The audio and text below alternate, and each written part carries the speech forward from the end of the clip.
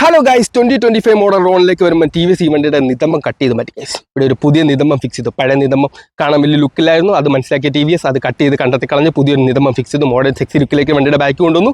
പിന്നെ അവർ എക്സ്ട്രാ ആയിട്ട് നമുക്കൊരു ടയർ ഹഗർ കൊടുത്തു. വലിയ ചെള്ളയുടെ ഇല്ലായിരുന്നെങ്കിലും ഉള്ള ചെള്ളയുടെയും കൂടെ കൺട്രോൾ ചെയ്യാൻ വേണ്ടി പുതിയൊരു ടയർ ഹഗർ ഇവിടെ കൊടുത്തിരിക്കുന്നു.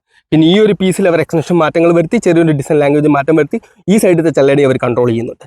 പിന്നെ എടുത്ത് പറയേണ്ട ഒരു മാറ്റം എന്ന് വെച്ചാൽ നേരത്തെ അതിൽ മിഡിൽ വേരിയന്റിൽ നമുക്ക് സിംഗിൾ ചാനൽ ABS ആയിരുന്നു, എന്നാൽ ഇതിൻ്റെ ഇപ്പം ടോപ്പ് വേരിയന്റിലും മിഡിൽ വേരിയന്റിലും ഡ്യുവൽ ചാനൽ ABS വരുന്നുണ്ട്. പിന്നെ ഒരു മാറ്റം എന്ന് വെച്ചാൽ നമ്മുടെ ഈ ഒരു സീറ്റിങ്ങിലും അത്യാവശ്യം മാറ്റങ്ങൾ വരുന്നുണ്ട്. കംഫർട്ടുള്ള കാര്യങ്ങളല്ല, ഡിസൈൻ ലാംഗ്വേജിൽ മാത്രം.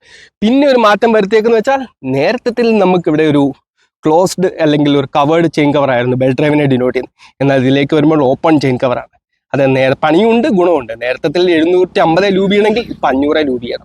പക്ഷേ ഈസിയാണ് ഗൈസ്. അപ്പോൾ ഇതൊക്കെയാണ് ഈ വണ്ടിയിൽ വന്നേക്കുന്ന മാറ്റങ്ങൾ. കൂടുതൽ വിവരമാണ് നമ്മുടെ ചാനൽ അപ്ലോഡ് ചെയ്താൽ ഡീറ്റെയിൽഡ് വീഡിയോ ചെക്കൗട്ട് ചെയ്യുക.